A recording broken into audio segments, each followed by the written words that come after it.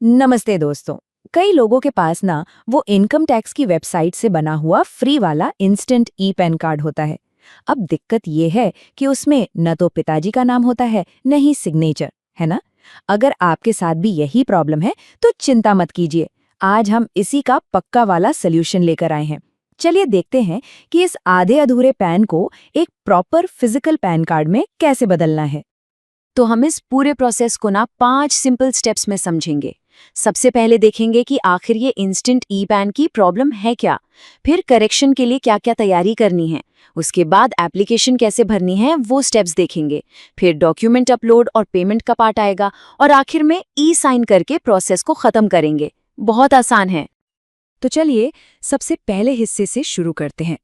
समझते हैं कि इस इंस्टेंट ई पैन के साथ आखिर प्रॉब्लम क्या है। देखिए होता क्या है कि जो फ्री में इंस्टेंट ई पैन बनता है ना, उसमें दो बहुत जरूरी चीजें गायब होती हैं। एक तो पिता का नाम और दूसरा आपका सिग्नेचर। और इसी वजह से जब आप इसे कहीं लगाते हैं, जैसे बैंक में या किसी और जरूरी काम में, तो वो लोग इसे एक्सेप्ट नहीं करते। वहीं दूसरी तरफ जो फिजिकल पैन कार्ड होता है, उसमें सारी डिटेल्स होती हैं और वो हर जगह वैलिड होता है। तो अब सवाल ये उठता है, और ये बहुत लोगों के मन में आता है कि क्या करें? क्या इस अधूरे कार्ड को छोड़कर एक नया पैन कार्ड बनवा लें? नहीं, बिल्कुल भी नहीं। ये बात गांठ बांध लीजिए। एक इंसान का सिर्फ एक ही पैन नंबर हो सकता है। अगर आप दूसरा बनवाने जाएंगे तो वो गैर कानूनी है और उससे बहुत बड़ी दिक्कतें हो सकती हैं। तो सही तरीका क्या है? सही तरीका है कि अपने इसी पुराने पैन में करेक्शन करवाया जाए। ठीक है, तो अब जब ये क्लियर हो गया कि करेक्शन ही करवाना है, तो चलिए दूसरे स्टेप पर चलते हैं और देखते हैं कि इस प्रोसेस को शुरू करने से पहले हमें क्या-क्या तैयारी करके रखनी है। आपको ना कुछ चीजें पहले से तैयार रखनी पड़ेंगी। क्या-क्या? ध्यान से सुनिए। आपका आधार कार्ड, एक स्कैन की हुई पासपोर्ट साइज फोटो, आपके साइन की एक स्कैन की हुई कॉपी, जो इंस्टेंट ई पैन है उसकी पीडीएफ कॉपी, और हाँ, सबसे जरूरी चीज आपका वो मोबाइल नंबर जो आधार कार्ड से लिंक है, क्योंकि सारे ओटीपी उसी पर आने वाले हैं। ओके, तो सारी तैयारी हो गई। अब सीधे चलते हैं एनएसडीएल की वेबसाइट पर और एप्लीकेशन भरने का प्रोसेस शुरू करते हैं। तो सबसे पहला काम एनएसडीएल की वेबसाइट पर जाकर एप्लीकेशन टाइप में आपको चुनना है चेंजेस और correction in existing pan data. इसके बाद कैटेगरी में इंडिविजुअल सिलेक्ट कर लीजिए। फिर अपनी बेसिक डिटेल्स जैसे नाम, जन्मतिथि वगैरह भरिए और अपना मौजूदा पैन नंबर डालिए। जैसे ही सबमिट करेंगे एक टोकन नंबर जनरेट होगा। इसे कहीं लिख लीजिए या स्क्रीनशॉट ले लीजिए, ये बहुत काम का है। अब ध्यान दीजिए, ये इस पूरे प्रोसेस का सबसे जरूरी स्टेप है। आपको 3 ऑप्शन दिखेंगे, उसमें से आपको बीच वाला यानी दूसरा ऑप्शन चुनना है, जिस पर लिखा होगा सबमिट स्कैन्ड इमेजेस थ्रू ई साइन। यही वो ऑप्शन है जो आपको अपनी फोटो और अपना सिग्नेचर अपलोड करने की आजादी देगा। ठीक है, अब अगले पेज पर आपसे पूछा जाएगा कि क्या क्या ठीक करना है। तो यहाँ पर उन सभी बॉक्स पर टिक लगाइए जो आप अपडेट करना चाहते हैं। और क्योंकि हमें पिता का नाम और सिग्नेचर जोड़ना है, तो फोटो मिसमैच, सिग्नेचर मिसमैच और डिटेल्स ऑफ पेरेंट्स वाले बॉक्स को टिक करना बिल्कुल मत भूलिएगा। चलिए, फॉर्म का एक बड़ा हिस्सा भर गया है। अब बारी आती है डॉक्यूमेंट्स अपलोड करने की और जो छोटी सी फीस है उसे पे करने की। एक बात का यहाँ बहुत ध्यान रखना है, फाइल का साइज।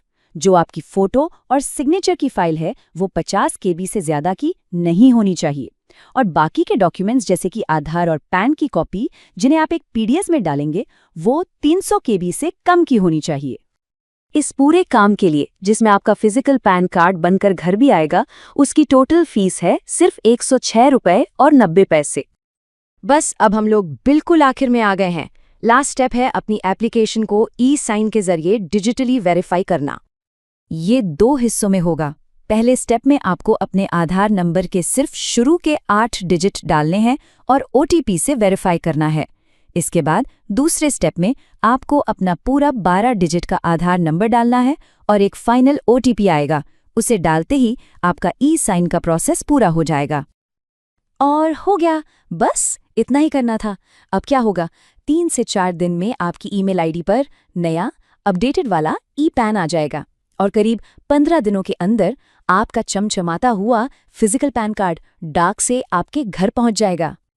हाँ, एक छोटी सी टिप, प्रोसेस पूरा होने पर जो एक्नॉलेजमेंट रसीद की PDF डाउनलोड होगी ना, वो पासवर्ड से प्रोटेक्टेड होगी। उसका पासवर्ड क्या है?